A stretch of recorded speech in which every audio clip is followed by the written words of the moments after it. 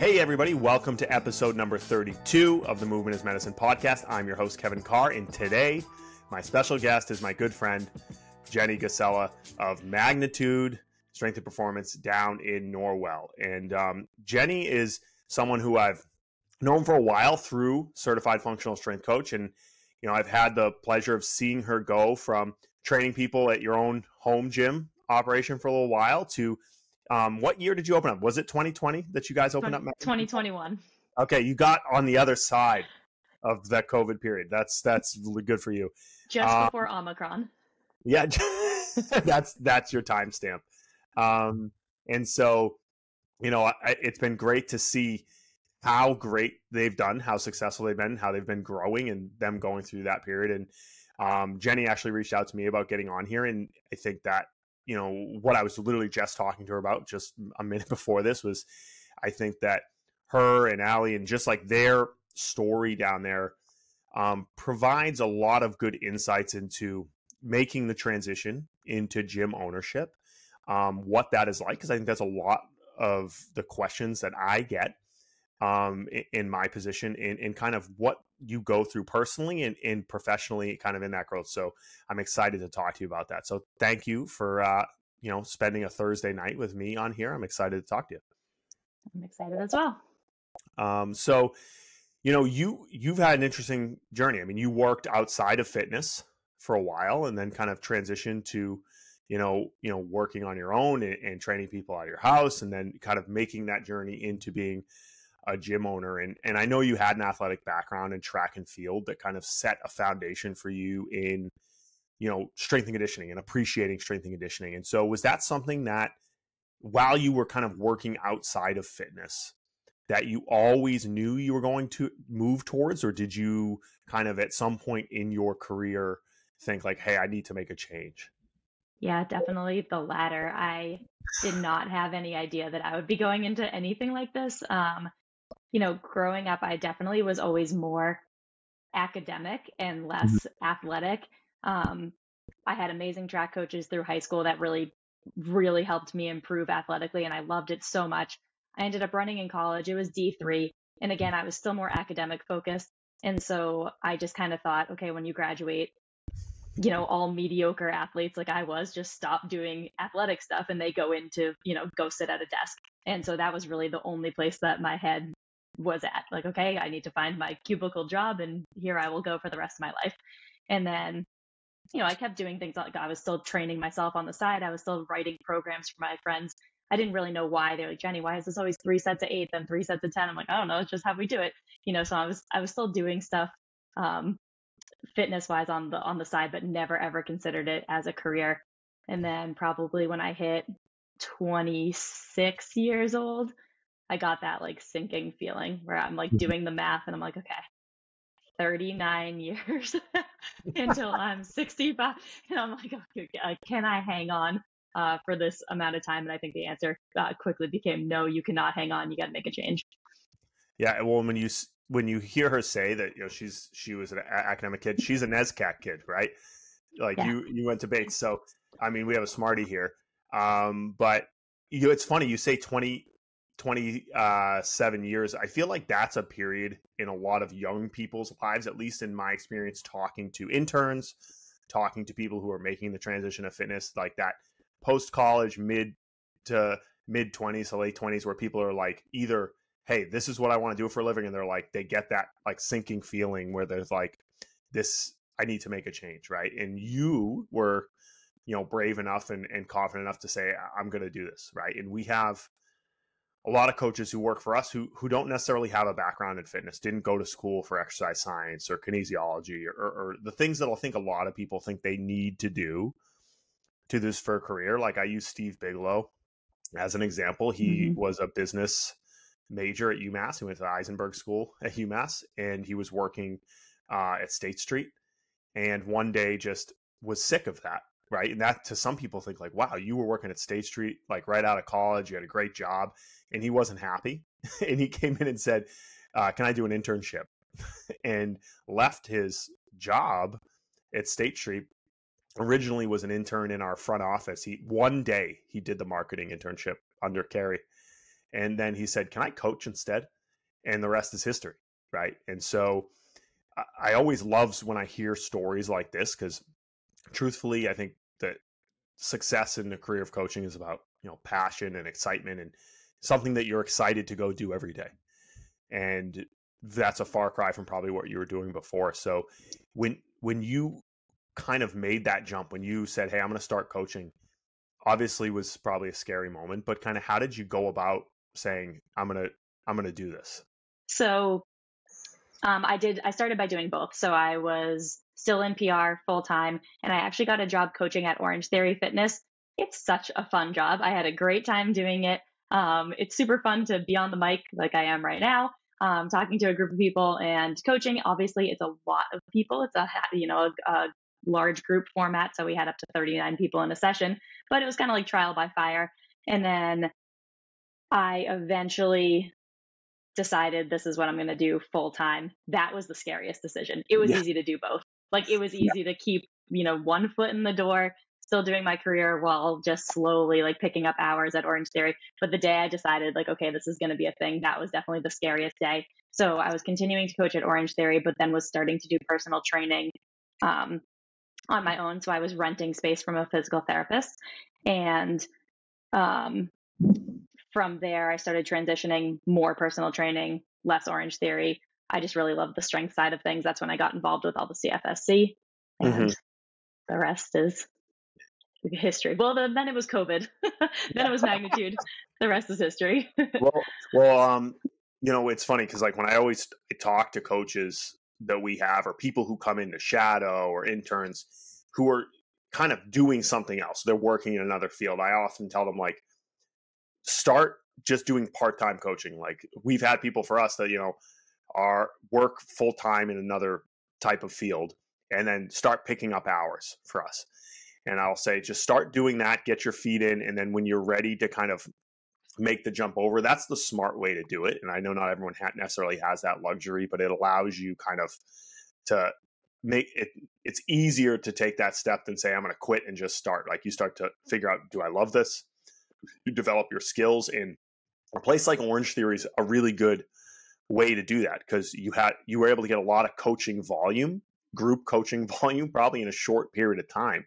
And so like, we have people who come in and do the internship and have another job that they've been working at, and over that 3 months get a big chunk of the, that idea of the 10,000 hours. And for you in Orange Theory, like you said, you have the headset on, right? Like, you're learning how to, develop your personality in coaching, how to communicate, how to manage a group, all really priceless skills. And I think sometimes when we have coaches who come into us, they think like, hey, I want to start just working here. And I'm like, listen, you should probably start in a commercial gym, or start somewhere where you're just going to get a ton of reps early on. Like, I was at a Gold's Gym, and then I was at the UMass Wellness Center for the entire time I was there. And I was kind of bouncing in between that and MBSC while I was in college. And by the time I got out, 4 years later, I had a lot of reps under my belt, and I was kind of ready to do the job that I'm doing now. But I think sometimes people, at least in the strength conditioning field, kind of turn their nose up at those types of experiences, but they kind of make you who you are, right? You develop this really good skill set in that environment before you were ready to kind of go out on your own, so to speak. Yeah, that's so true. It's like finding out what isn't right for you in the end is all the things that build you up to who you are today, right? It's like, okay, in the end, I left PR, but I bring so much of what I did in PR with me right now. And like, in the end, I stopped coaching at Orange Theory, but I bring so much of my experience from that with me to the next place. So even though something isn't for you in the end, it does not mean that it's not worthwhile. Like, that's what shapes you.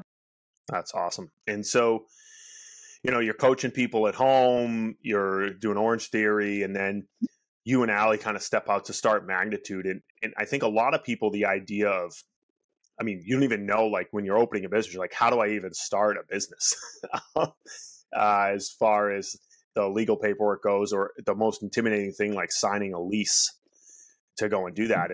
And from, I think, a lot of people's perspective, who probably watch from the outside, think like, wow, you guys stepped right in and you're busy and you're getting going, but they don't see, the things that you're doing on a daily basis and the pains that you probably deal with on a daily basis starting. So for you, what made you kind of decide like, okay, we're going to go and open a brick and mortar, and what kind of gave you the confidence to go out and make that leap? I have no idea. No, Yeah, I'm kidding. a little bit of Um, craziness. yeah, Yeah. exactly. No, I think it felt like by the time we decided to make magnitude a thing, it really felt like we had no other choice. So Allie and I were both training out of our houses, and really because of COVID, because so many people wanted to go to a smaller location or like not go to a big gym anymore for the time being.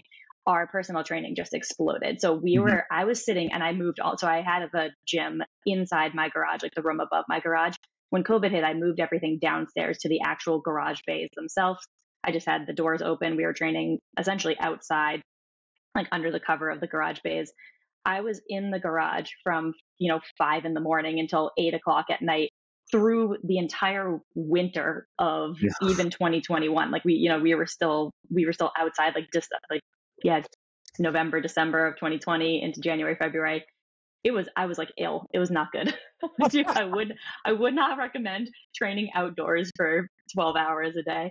Um, Allie was doing the same thing, and we were just, how can we keep going at this rate? And Mhm. we're not going to say no to people. We can't say no. Like you can't leave people out. We started just doing groups. Like I was like, okay, I'm going to take these 4 hours and combine them into 1 hour. She was doing the same thing at her house, and it just became really obvious to us. Like, okay, we clearly have an idea that's catching on around town. I think we can make this into something. So her and I would always walk our dogs together, and we started sort of ruminating about our own space. Um, and then the first thing we did was starting looking for a location. So we found a real estate agent and just started scouting locations, which went a lot differently than we thought because you've seen our location, Yeah. And and it's a retail space. yeah, and you guys were able to go in and make it your own, which is unbelievable. And what I think you guys both hit on is that you guys kind of already were creating an impact in your immediate community to open a business, right? And so I think sometimes people think about opening a gym, like how do you make it successful to start? The hard thing about gyms is they're generally community-based businesses that the people know you're from the area, obviously, and they might already be working with you. And I think it's very hard to kind of go into a place where you don't have that. And so you were able to kind of like soft launch, right? You were training people in your garage. I think about Mike talking about kind of how MBSC started, and that he was doing camps for high school and college kids in the summers at BU, and they were training people, kind of doing these summer camps ideas, till eventually they were like, okay, now I can just step into taking on the burden of a lease and staff and things like that. And that's really the kind of ideal way to go about that transition, where you already have the people and you're like, hey, I can't do this in my garage anymore. And so how long, like when you found that space, did you look at a number of locations before you kind of found this place and thought, okay, we can make this place work? Not many good ones. We were looking at industrial space like what you guys have. We really wanted, the garage doors open, especially since we were still in COVID times. All we were thinking was, how can we make this like transitional Yeah. indoor outdoor space almost, just because we had that mindset. So we were really looking for like a loading dock type of thing. Those all came with about 3 parking spaces. Yeah. So it was becoming pretty obvious that we weren't going to get, at least at that time, everything that we wanted from the space, along with parking. So the agent said, we found this retail space. It used to be an Easy Mart. You can still see on like a foggy, like when the windows fog up, you can still see that it says Kino on our door, which we could still bring it back someday. That might be a nice little side thing you could start up. Right? I reserve the right to still add some Kino TVs Yeah. at magnitude someday. Um, so yeah, so long story short, we saw some locations, but no viable locations until the one we're in now. Wow. And so what was it like when I walked in there and I saw it when it was finished, right? I saw like the first iteration of what you guys had, and it looked like, oh, this place is made for a gym, right? But when you walked in, I mean, what, for your vision, when you saw that, like how much work was involved in changing that location to kind of fit your space needs? Like, was there a lot of kind of overhaul that had to be done, other than the equipment and like the flooring and things like that. Because I think sometimes people want to be able to walk into like an industrial space and they think if that's not what it looks like, then it doesn't work. Right. I would say the biggest things that we had to change. So they had already started gutting it by the time we saw it. So everything that made it look like a easy mart was out, which helped us visualize it. We Yeah. needed to build an office, which we knew we wanted to be small. We needed an extra bathroom because at the time we would only have access to one bathroom. We were sharing a wall with a tenant. That's the red wall that you saw Yep. in the original space. And we've expanded since then, which we can talk about. But we were given one bathroom. The other tenant had the other bathroom. So we asked to build a bathroom. And then the thing that we didn't see coming was that we didn't want a drop ceiling anymore. We wanted to blow out the drop ceiling. And then to do that, they have you spray paint with, I think for fire reasons, like there's a flame resistant type of spray paint and you have to hide all the tubing and everything. That was probably the biggest expense. And same thing when we expanded into the new space out of anything we did, including flooring, which gives you a sense of how bad it was. Yeah, exactly. We're actually still paying for it. Yeah, I mean, to this day. And so those are the things that, like, you know, as someone going into a space you don't think of, right? Like you didn't go in thinking like, hey, I'm going to spend the largest chunk of money on, you know, on the ceiling, fire resistant ceiling paint that I would have to put up here. But that's kind of sometimes what it takes to get your foot in the door at the first place you're going to be into. Like I think about, I mean, you never probably saw the old space at MBSE before we were in the building we're in now. And it was very kind of similar to yours in that, like, as far as size goes, as far as kind of the type of building it was not the industrial type of space that we have now.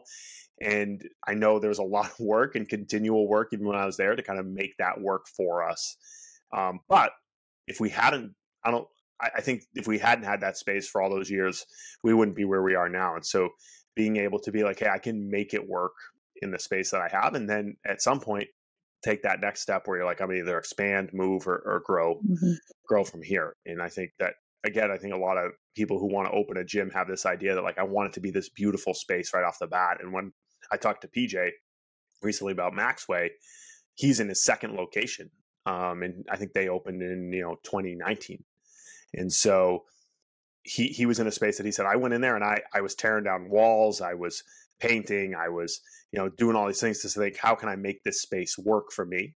And then he was similar to you in that he kind of had a population that was already captivated by him locally. And he's like, well, they'll come and train here, and then we can figure out after that and kind of pivot as you need to. So I think for people kind of listening, as, hopeful gym owners one day, keeping that in mind that like, you can hopefully make the space work. If you have a landlord who will work with you and you have a little bit of ingenuity and a little bit of want to put a little elbow grease in, you can probably get there. So, so you guys opened in 2021, correct? Yeah. And that kind of transition for you into facility owner from, training people out of your garage. Were there kind of certain things when you start to hire people, when you start to figure out how do I make this business run outside of just me, were there any kind of struggles for you or lessons for you in making that transition to kind of being the business owner from being the just one-on-one coach or group coach that you were previously? I'm probably still learning a lot of lessons about it to this day. Yeah. There were definitely a lot of considerations, and I definitely don't think I took any of them lightly. I'm someone who overthinks everything before doing it. So I definitely had hyped myself up in advance that all of the nice things that I enjoy about being just a coach right now, a lot of those are going to change from the moment we start talking about magnitude, because it's not just me anymore. Like I put back on my public relations hat, which is like, how do you create a cohesive voice and brand for a company when the company isn't just about you anymore? So I think one of the biggest transitions, like one of the hardest things for me, was almost taking like a step back and being like, there's something bigger than just like Jenny the trainer now, right? It's like when I'm posting on like my own personal Instagram, it's like, oh, stream of consciousness, I can say whatever I want. you go onto the Magnitude Instagram and I'm like, I can't say whatever I want because, there are clients who don't care about me anymore. Like they care about Alana or Sean or Kyle or Jim. And like what I say isn't the full word of the company. So I think there's definitely a lot of transition, like putting on that different of the business owner. I joke with my team that whenever I'm doing business stuff, I'm wearing the mustache. So when my mustache is off, I'm the trainer, I'm just the coach. But when the mustache is on, it's about business. Yeah. No, I mean, it's hard because I think a lot of coaches, build their business around their identity and who they are. I know Mike even says like the biggest mistake they made was calling it Mike Boyle Strength Conditioning. And he's trying to do the slow disappearing act as we speak. And he's doing a pretty good job of it. But, being able to build a brand that, if you're not there, like you said, those people care about the coaches that work for you. Possibly, or they care about their experience at Magnitude as opposed to Jenny. And you're like, so much of being a trainer is your personality sometimes, and you're like, how do I separate my business from that? At some point as you get older, you're kind of like, oh my god, that's the number one thing I want to do. But when you're younger, you kind of are sucked into the idea of it being you until at that point becomes you're the bottleneck. And so as for you, when you started like hiring people and bringing people in, that's kind of a daunting experience, right? You're like, hey, one, I have this person that I need to train and develop to kind of fit our model. And then also the responsibility to be like, hey, this person is going to depend on our business. And so when you hired, I mean, it was you and Allie, did you hire somebody immediately off the bat, or was it you guys just kind of working in there and then eventually you kind of hit the point where you're like, we need to bring somebody else in? No, we had 3 coaches off the bat. That was what we knew because Allie and I already knew that we were maxed out with the clients that we had. So we're like, okay, assuming that more people join us than what we, her and I both had informal wait lists of people and things like that at our own houses. So we pretty much knew off the bat that we were going to need a couple people. And we knew that because we were training adults and kids, we would essentially need morning coaches and afternoon coaches. And in an ideal world, that's not the same person. We've all been there working the split shift, and you can make it work for a little while, and we made it work for a little while. But ideally, you kind of have people who are, all morning or all afternoon. So that's how we opened with 3 coaches. We decided to use the MBSC Thrive model, which has helped us immensely with onboarding and training. So it's the online modules essentially that the coaches watch. And then we all would all go over it together as a team. So we're all cohesive on here's how we demo a goblet squat. Here's how we demo a deadlift. All these things are all the same all the way across the board. We sent in video tests actually to Sean and Bruce. Yeah. They approved us as coaches. You're like, I'm surprised we were opening on November 8th, whether we got approved or not, but, made us feel good that we passed the test. Someone else was able to say this looks good. So that was immensely helpful in getting all of our staff up to the same page. And then since then, we've continued to use Thrive for our training and then also use CFSC level 1 and level 2 for our coaches. Yeah. And I mean, this is, from my perspective, the hardest thing and the most valuable thing that we do is develop young coaches, like to the point where we've kind of turned into an education facility in addition to a training facility. But people kind of ask, like, for us, like, what makes you successful in our business? And I mean, I've seen, since I started like 15 years ago, I've seen a ton of different coaches come and go. And, sometimes I would think, like, I remember when, Nicole Rodriguez left, or Jamie Rodriguez left, or Anthony left, or people who, like, when I started at MBSC were like kind of cornerstone coaches at the facility, and thinking like, how are we going to recover from this? Right. And now I've been through it enough times that I've realized, like, the strength of our business and to be able to continue to be successful, because employees will come and go. Ideally, you have them for a long period of time and there's not a lot of turnover, but especially in this business, people come and go. And I think for us, the strength of what's allowed our business to continue to be successful is a strong focus on staff development, education, and building kind of a environment of education like we have with our internship and our staff development process. And even still, onboarding onto a full-time employee is difficult. But I think if there was one thing for us that would be successful, it would be that. And so for you guys, how have you kind of cultivated that environment in addition to Thrive and CFSC within your staff that, you've had a chunk of those people since the beginning, right? And everyone seems kind of very much on the same page. What have you guys done to kind of do that, to enhance that, to continue to allow you guys to grow and honestly take a little bit off of your plate and allow them to kind of coach and coach within your business? Yeah, I think one of the most important things we've done is we really haven't compromised on a weekly team meeting. We are always meeting as a team. And for a long time, we did team workouts in addition. We're going to start alternating kind of a team workout with a team meeting, but just having all of us in the same room at the same time every single week to talk about how things are going, what new clients have joined, what troubles are we having. We talk a lot about continuing education topics. We've been doing kind of a potluck where it's like each coach each week is responsible for a different continuing ed topic. Nice. Which brings new ideas to the table. We all get to discuss it. I think it helps us feel comfortable with each other, right? It's a good way to get to know each other. So, because a lot of us are operating in the building at the same time coaching. Like we have, sometimes 3 or 4 groups going on at the same time at different points in the gym. And the ability for the coaches to interact with each other and talk to each other and to each other's clients, like that trust comes from the time that we spend, kind of off the training floor. So I think that's been super important. Yeah, I always kind of think back to the idea, like the idea of the team meeting is so important, and something, I talked to Mike about and I talked to our staff about was like, our team meeting, making an environment where people can share their thoughts and then we can all agree to go and try this group experiment. Like sometimes it's, hey, are we going to try this exercise?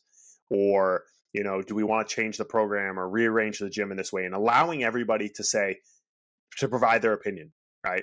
And providing a safe space, so to speak, for everyone to do that. And then when we kind of have a consensus of the majority, we go and try it. And whether it goes positive or negatively, we revisit that in a week or two and say, okay, how did that go? And whether it was positive or negative, it makes everybody feel as though they were part of that decision-making process. So we have kind of a unified sense of thought by everybody that thinks like, okay, this is our belief system and this is what we believe in. And so, I think a lot of our meetings are, I always say, rehashing a lot of the same things over and over, but maybe our responses change over time. Like I always joke that I've been in the same staff meeting 20 times. But over time, based on the staff that we have or kind of where the current thought process is in our industry, maybe our decisions change. And that's kind of what's driven our program over time to change, is because you're giving all those coaches that you have an opportunity to be a part of that. Yeah, for sure. I think you guys have like one thing that MBSC does really well is like fitness swings so much like a pendulum. Like something is all the way in one day and then the next day it's the most horrible thing in the world for you. It's all the way out. And I think, and you probably have just done this by having the same staff meeting 20 times, is you've kind of mastered this, like the truth is in the middle and we're going to move in degrees instead of moving just one whole sweeping change, which I think is ultimately the better way of doing things. And so it's funny with you guys, like I've seen you guys grow really kind of quickly and be successful quickly, but maybe for you when you're in it, it doesn't seem as smooth to the people who are watching on the outside, and I know it never does. And so you guys, for those of you who don't know, recently expanded significantly. You took down a wall, you put in some turf, and I always kind of think about the idea that like you want to be bursting at the seams and then eventually say, okay, now it's time to kind of, take on that extra lease or that extra rent that we're going to have to pay. For you, kind of what drove you to think like, okay, it's time to do that? Did you feel like, hey, we are maxed out, we can no longer grow in this space and we're ready to kind of take this on? Or was it like, hey, we're going to take a leap right now? So I know earlier I said that I overthink everything. In hindsight, I underthought that, and not in a bad way. I'm happy that things happened the way that they did. So really what drove us to do it is we had the opportunity. The tenant behind us that we shared the wall with went out of business, and our landlord came to us and said, do you want this space? We had to say yes. Like that opportunity to have, like we were sharing a hallway with bathrooms with these people. Like we knew this was like, it just made so much more sense for us to have the full space. We were bursting at the seams in the summer when we combined our athletes and our adults at the same time. It was an ugly, ugly couple of first weeks of June Hmm. when the summer hit. So that was definitely a time that we were like, okay, like we need more space. But throughout the year, honestly, like we had only been open. We opened November 2021. They came to us probably November 20, maybe even August of 2022 to say, do you want the space? It was going to be doubling our space. So we just jumped on it. We said yes. We opened it by January of 2023. So it's been just about a year that we've been in that double space. I severely underestimated how much of a positive impact it would make on our flow. Like I knew it was going to be big, but when everything was said and done, I was like, this is a different gym.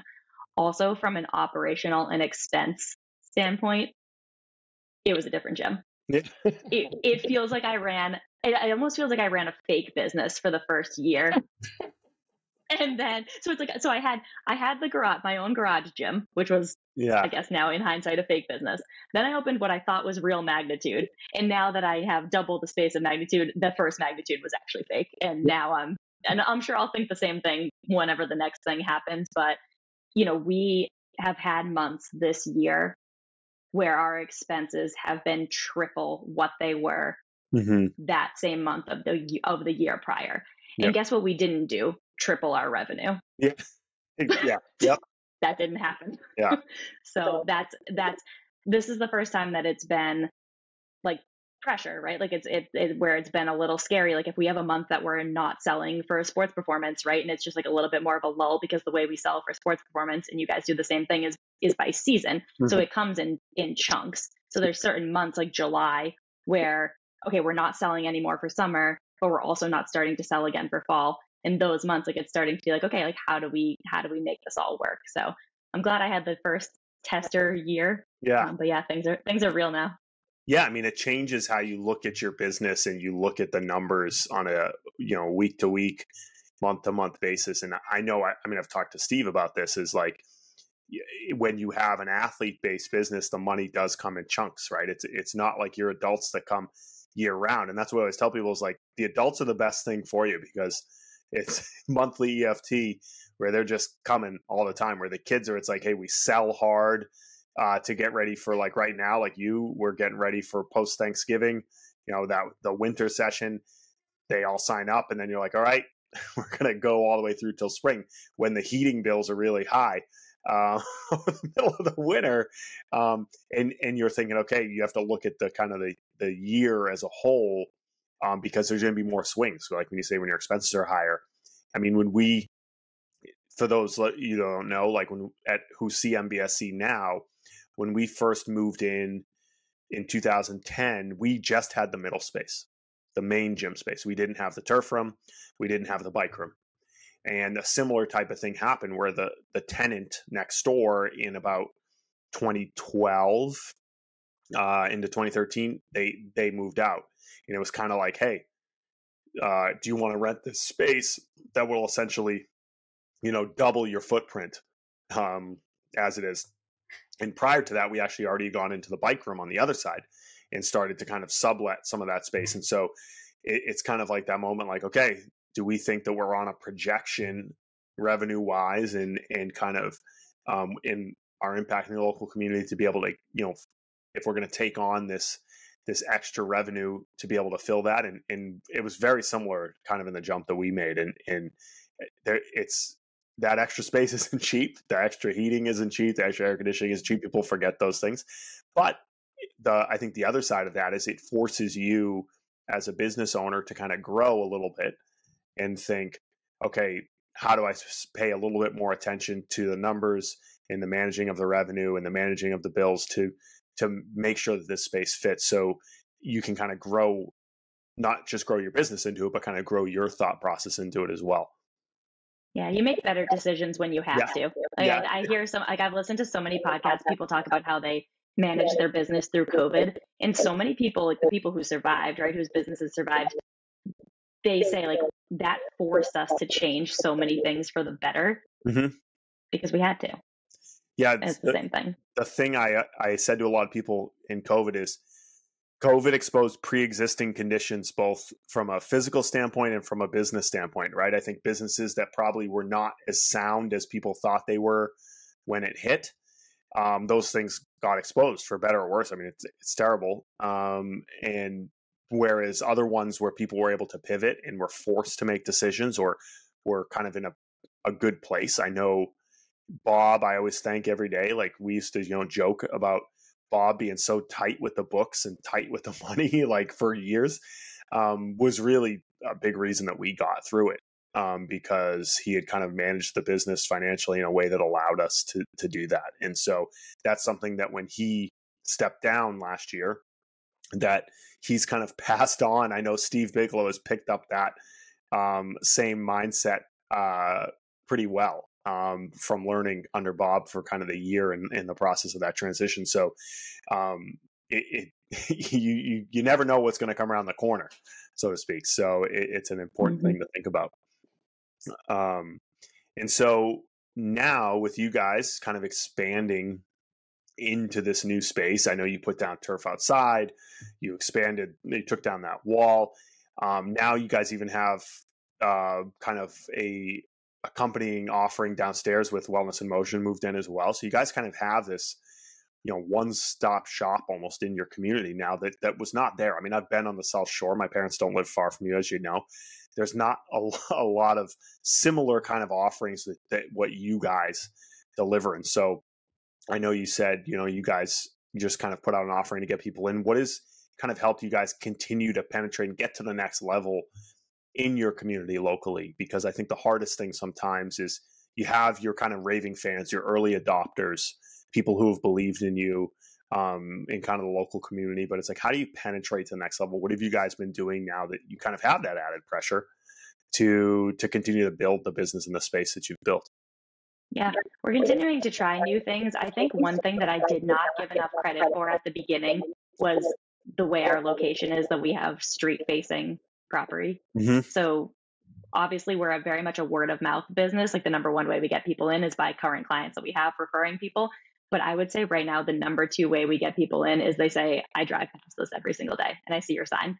So I think when Allie and I were looking for locations, we were looking for that industrial park. Like, we had MBSC in mind, like where that's okay to be in the back, like in the back of a building where no one can see us. That's fine. People will come. It has been really the unsung hero of our business that you can see us when you drive down Route 53. Yeah. So that alone, like, really can't be understated. I have our sandwich board sign outside saying everything that we do. And that alone brings in a lot of people. I think what we're finding for the kids is that our younger kids are filling in really well. Like our 4th through 6th graders, they like to come in little groups of their friends and things like that. So that side of our business has really grown. But high schoolers, we really have to go to them to get them. So we've been trying to do a lot more team activities. Like we were just at Hingham High School yesterday doing a recovery session for their soccer team. The girls soccer team made the playoffs. They're playing on Sunday. So we said, hey, we'll come, we'll do, foam rolling, stretching, that sort of thing with them. So I think trying to get in with the teams as far as high school goes is hopefully going to pay off for us. And then for adult, we're experimenting with some things. We've experimented with some paid ads. We do some sponsorships, local sponsorships and stuff, but really trying to solidify a referral program. We did a t-shirt referral program, and we're working on a refer and receive one that will hopefully be launching soon. Those are kind of the next things that we're working on. But I think when you first open your business, and this is what people tell me. I've still only just opened my business, right? So everyone's telling you when you're new and hot, people just come to you, but eventually you're going to have to go to the people. So I'm trying to balance enjoying where we're at now, enjoying being kind of the new kid in town a little bit, but also laying the inroads for the future of, okay, we're going to need to have this pipeline, and it's going to be better if I've already built the pipeline in advance. So that's kind of where we're at right now. Yeah. Well, I always think about the acronym. I heard from Alan and Rachel Cosgrove, the GIFT acronym, get in front of them. It's, you talk about going to schools and providing something to them without, expressly asking for something in return. And so over time, they're going to just think that, oh, well, the people of magnitude, right? If I have a kid who's injured, or I want to improve my performance, or I want to feel better, or I want to get a little stronger, those are the people they go to. But it's because you kind of made those inroads by saying, hey, I'm going to go and do this recovery session for the team. I'm going to reach out to the ADs or the coaches, or, the local club teams and things like that to do that. And those are the things that I think a lot of coaches think like, oh man, this is hard to do, or it's a pain to do. But I would say, like, we've gotten so many clients and kids and connections from taking the time to go and do those things that sometimes take a little bit more legwork and are a little bit harder to do. But it's how those people are going to find who you are. And, like it's all good within that kind of those people who are the early adopters, or like you said, they're like, you're the hot kid in town, where they're like, oh, I want to be with them. But that next level kind of takes that extra bit of work to kind of put you over the top within your community. And I understand, like, it's easier said than done. And I think when we first, so anyone who just opened recently or is like, on the training floor all the time, I definitely understand what it feels like to be like, I literally can't do that. No. Like, I remember there being a job fair at UMass Boston that I really wanted to go to, like a career fair to try to get interns and stuff, because we desperately needed people to work for us. Yeah. But because we desperately needed people to work for us, I couldn't freaking go to the career fair. And I was like, how am I going to do this? Yeah. I ended up just canceling my groups for the day. I had to reschedule everyone. That was like, that was what we had to do. So I definitely understand that going to a team, like, that's like a resource suck, right? Like, yeah. But as soon as you can do it, as soon as you can make it feasible, it ends up paying off. So I get it. And I get the eye roll if you're listening and you're in the trenches right now.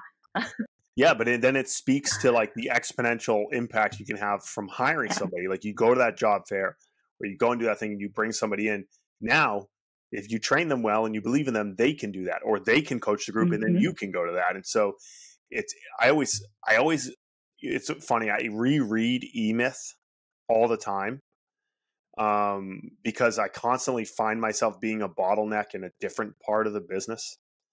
And so, like, whether it was the trainer before, or the marketing person before, or whatever iteration of myself in whatever part of our businesses that we're in, I'm always like, I gotta reread E-Myth. And if at any point I feel like I'm the woman making the pies and cleaning the floor and doing the accounting, that's the example in the book where she owns a bakery, and then thinking like, okay, what can I do to change that feeling? And it's always like, all right, let me educate and train in someone else who I believe in.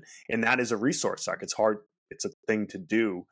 But ultimately, when you get to the other side, you're like, oh, I'm so glad I did it. But you're like, if you're the type of person, at least like me, you're like, well, I'll take care of it. Right. And then ultimately you're like, well, that's not the good long-term decision to do that. So, I mean, that's the hardest part of being a business owner. And so with you guys, so now you're heading into, the winter season. You're gonna have a bunch of new athletes coming in, and you're kind of making the transition from fall to winter. You have your year-round adults. And have you, with you guys, like, I know for us, we weren't originally an adult training. I hear the dogs. We weren't really an adult training business. And now that for us, that's really become a huge part of our business, the majority of our business, so to speak. And I, at least since I've been there, I've seen that change. And so for you, are you guys find yourself to be more, when you look at your revenue, or the people coming to see you, more of an adult, general population driven business, or athletes? Or are you kind of split down the middle? We're pretty split down the middle. When we first opened, we were skewed sports performance on like sheer numbers. And also, honestly, in terms of revenue, our initial, because we opened with founding member pricing for adults, but went straight into our regular pricing for sports performance, from a revenue standpoint, we were definitely more heavily skewed sports performance. But now that we've evened out with our adult pricing and we're into a regular structure that's closer to our sports performance payments, we are definitely more 50-50 and like edging 55-45 towards adult, just because of the recurring nature of it. No, and that's another thing when I talk to people who are heavy in sports performance. I always say, consider bringing in some adult groups or personal training as something as consistent revenue year round. I think some people have this idea where they want to be just an athlete-based business, but in reality, it's seasonal. The general population people will be there year round, and they kind of are the people that kind of give you that consistent revenue throughout the year. And so, we do have one exception with our adult. I say that they're consistent in year round. The summer, people here flee for the summer, and that's really tough. And we've been lucky that for our sports performance, the summer is the busiest time. So right when that ramps up, we know, like, we had, when we, like, the first year we opened, right, we had 100 adult clients. We dropped down from halfway through June, we dropped from 100 to 83 in one billing period. This is the saddest thing I've ever experienced. And it was pretty much the same this summer. We have now we have more adult members, but still, like, the ratio of people that went on freeze for the full summer, like from basically like June 15th until September 10th, it's high, and that's tough. Yeah, I think at least in the area where we live, I know, that your population, the type of people who will be able and willing to pay for training, are also people who are willing and able to take a vacation over the summer. And so that's a trade-off you make. But with the sports performance business, like you said, at least you can see, like, I know it's the same for you, is that our sports performance population balloons over the summer. And, with that, the adults who do stick around are kind of like, wow, this place is nuts all summer. And it's almost kind of good that some of them go, as long as they come back. And, it is kind of this shift that you get June through August. I know that we kind of experience that as well, where, people disappear, if not for the whole summer, at least for a few weeks at a time. But, with the ebbs and the flows of the business, kind of what comes with it. Yep.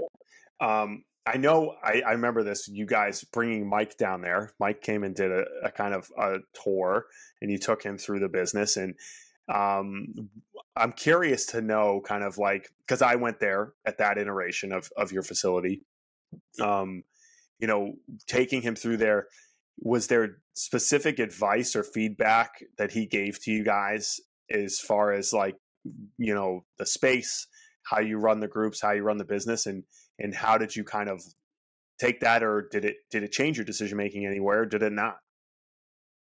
So Allie and I are similar in the sense that we're both nerds, we're both academics. So I went to Bates, she went to UPenn. We have probably watched Mike speak, not as much as you, obviously, because it's been you have a lot more years on when I've been watching Mike Boyle talks, but between going in person, watching the staff meetings, I think her and I have done a good job at, like, thinking how Mike thinks. So a lot of what, like, when he came to visit, he would start to say something. We're like, oh yeah, we tried that. We at one point we had this here. We did a lot. We're also two women owning a business. We did a lot of furniture moving. Like, we did a lot of putting things in different places and seeing, like, okay, actually after a day, I hate this here.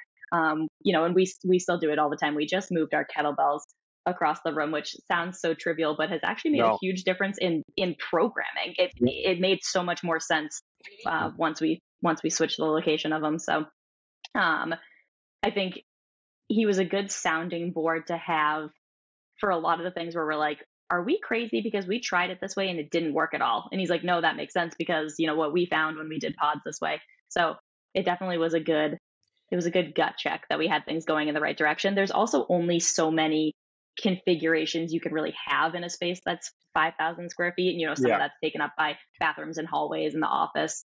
And because our turf runs down the middle of the space, that also changes what we're able to do with it. I wish that we had a full rectangle where the turf could run down, like, the end half of the building, but unfortunately it splits right down the middle. So if we want to be able to do flying tens, kids are doing that smack in the middle of the gym. Yeah. Well, it's funny you talk about that. Like, I know Mike mentioned this at the Thrive Summit. We moved all the power block dumbbells last week.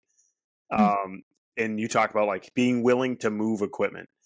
By its nature, gym equipment is not light. But if it allows you to better perform and deliver the program you believe in, I always talk to gym owners. I I did a kind of consulting certification gig at a group fitness place 2 weeks ago, and I talked to them a lot about that because they run these kind of group classes. And I said, you need to be able to look at the program you want to deliver and say, I'm willing to move this rack. I'm willing to move the kettlebells. I'm willing to potentially even move the turf around. Like we've done that. We've ripped up turf, put turf back down. We moved all the power blocks and benches last week. We've moved the racks multiple times to be able to deliver what you want. And like you said, you might be limited in the space that you have to do it, but think, hey, that little tweak can allow us to better deliver our program. For us, we felt the first block in our adult program was we were just limited because we were on the platforms. The adults aren't using Olympic bars. And so we're like, we have kettlebells here. We have really kettlebells here. And then, what else are we going to do? So we moved all the power block dumbbells up just to give us more options and to provide some variety for them, and being willing to be like, all right, I'm going to move everything. I moved the racks, the squat racks in that gym more times than I can count, because Mike was like, hey, I feel like we should move this way. But that really is the magic in what makes the program work, is your belief in the program, be like, I'm willing to shift things around to better accommodate the clients that we have. Right. And we've done a mix, to Allie's credit, she's the one who manages the programming. We've done a mix of changing the program to fit the space and changing the space to fit the program. So I think it's just a matter of knowing or trial by error of when you have to do which. I think for the summer, we really found that we needed to change the programming to fit the space, because that's when we have the combination of adults and kids. So there was a lot that needed to be done, like in a certain, the kids need the racks, but to your point, like the Olympic lifting stations, the adults don't need those. So it's like, okay, how can we keep the kids over by there as much as possible, and then keep the adults in the center as much as possible, just so that they're not overlapping with each other. And that changed the programming. It made it difficult for adults to get to the chin-up bars for the summer. So guess what? We didn't do chin-ups in the summer, but hey, we got X pull downs and it works. It's exact. I mean, that's the exact decision making. I would say, like, everyone could write like the ideal program, but at the end of the day, the logistics of your facility and the people in it are ultimately what make the decisions in what you're going to program, right? People always say like, oh, here's the great program. I'm like, okay, well, not in my facility. It's not just because of access to equipment. We've had the same chin up type of issue. Like, hey, you're going to bench press. If the kids are bench pressing this day, the adults aren't doing chin ups that day. I'm not moving all the benches in and out and adjusting the racks. And so those things really dictate your programming once you own a facility much more than anything else. Yeah. And it makes timing like absolutely crucial. And then in the summer, it's that whole, orchestration of, okay, when your athlete group is going to be here, our adult group is going to be here. And then even simple, like very simple things like, okay, now both of them are using dumbbells at the same time and we ran out of dumbbells. Like you literally have to think of it's not just space. It's not just, oh, you're in a squat rack and I need to be in the squat rack. It's like, oh, you need the 40s because you're doing RFEs, but I need the 40s because I have a guy in my class doing an overhead press, but it might have worked fine if there were older women in the class, because they would have needed the 20s when the kids were using it's something as simple as that can throw off the whole rest of the program that day. No, I mean, I love these conversations because it speaks to, people who actually run a business and have to think about those ins and outs on a daily basis, because those are really the problems that you run into. And those are the types of things that dominate our staff meeting discussions all the time. And so, for you guys kind of in this new space and growing, like, I think a lot of people talk about a 5-year plan, a 3-year plan, whatever your distance of a plan is for you, like, do you see yourself having time to grow into this new space? What is kind of your thought process kind of going into 2024 in how to continue to grow your business? Like, you talked about some of the marketing things and where you want to go next, but for you in Jenny's mind, what do you kind of envision? Yeah, I sometimes don't allow myself to look too far into the future. I just try to do keep doing the next right thing has really been what's driven me.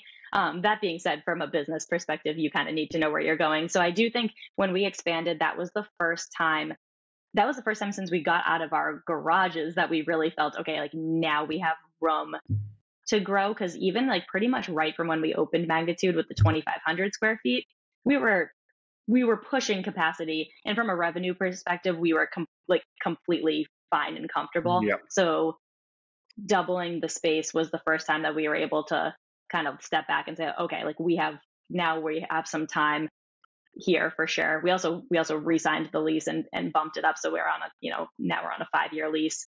So that changed some things too. Prior to that, we were on a 3-year. So for this space, that definitely changes things. So yeah, I think right now we have had pretty comfortable organic growth with our sports performance, and we've had just a little bit slower growth with the adult. So our plan is to, continue to try to push that adult. Like I mentioned to you before we started this, we're, starting a new trial offer with adults and just trying to get creative there. I think that the reality is there's so much competition in the adult workout space. Like on our street alone, that magnitude is on. There's like 6 gyms, another one just announced that they're opening. Like Wow. we're like in a 1-minute drive. We're directly across the street from an athletic club that's been open for decades.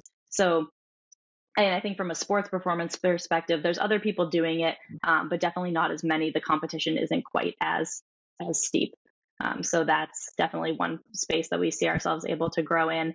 And then the outdoor turf was a good add. And that's something that will, now that we know that we have that for the whole next spring, summer, fall, basically, we'll be looking to hopefully get some more programs in there. And then we continue to love to go out into the community. We have Union Point fields in Weymouth that we'll go to, and we've done some speed trainings for local clubs and things like that. So I definitely think that's something we want to continue doing and do more of as we can. Awesome. No, I mean, I love having conversations with people like you because it's a real conversation about what it's like to run a business and own a gym and try to, continue to grow it. And I think that, people listening to this can, glean a lot of insight, whether it's that, hey, I jumped into a small space that we were comfortable in to begin with, or, I developed kind of a connection to the community before and kind of the ins and outs of expanding. All of those things are really good things for people to take away. So I appreciate, having the conversation with you, kind of covering all of those points. And before we finish up, I'll put you on the spot.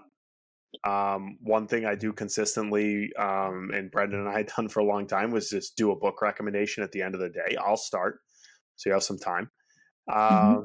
And so we always say, like, what is a book you would recommend? It doesn't have to be training based. It doesn't even have to be business based. I just like to be able to put a book recommendation at the end for the people that are listening.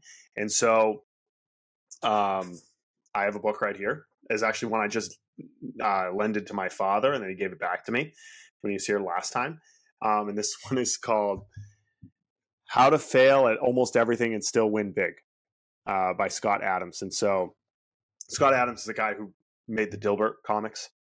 But it kind of talks about his entire career and thinking about building that as a business and literally making a million mistakes along the way and still being successful in spite of that.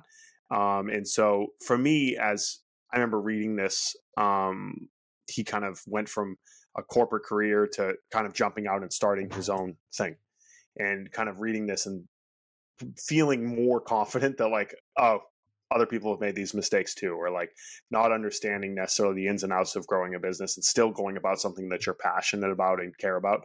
And that was a really kind of, it was a very quick read for me. I don't typically always enjoy business books, and this, I don't know if it's a business book as much of a life book, but this is one that I would definitely recommend for those who are inspiring business owners. And I kind of thought of this, especially given, who you are and what you're doing. I thought, okay, that's probably a good fit. My dad had just literally given it back to me about 2 weeks ago. So that would be my recommendation. So I don't know if you have one off the top of your head, but if you do, I'd love to hear it. I'm going to go non-conventional. It's not going to be a book, but the one thing that I want everyone to read, it's going to be an easy read. It's a long form article from the New York Times. It's called The Busy Trap. It is, I wish I knew the author off the top of my head. I read it like at least once a year. But the idea behind it is that as a culture, we've fallen into the trap of like, how are you doing? Busy. I'm so busy. Like, oh, after next week, things will slow down, right? And kind of wearing that as a badge of honor. And this guy offers kind of a different perspective on busyness and how we can internalize it in a different way and maybe kind of think again on that topic, and if that's the best thing for us. I'll link to it in the show notes so everyone listening can read that. Thank you for the recommendation. I will read it as well. Sounds good. Awesome. Well, Jenny, I appreciate you taking the time. This was a great conversation. Again, kind of, I think, really good for people who want to make the jump and kind of do what you are doing right now. A lot of great kind of insights from somebody who's in the middle of it right now. So I appreciate you taking the time. It was a great conversation, and talk to you soon. Sounds good. We'll see you the next time you're on the South Shore, hopefully. Yeah. Thank you very much. I would definitely be there. Have a good night. Bye. Bye.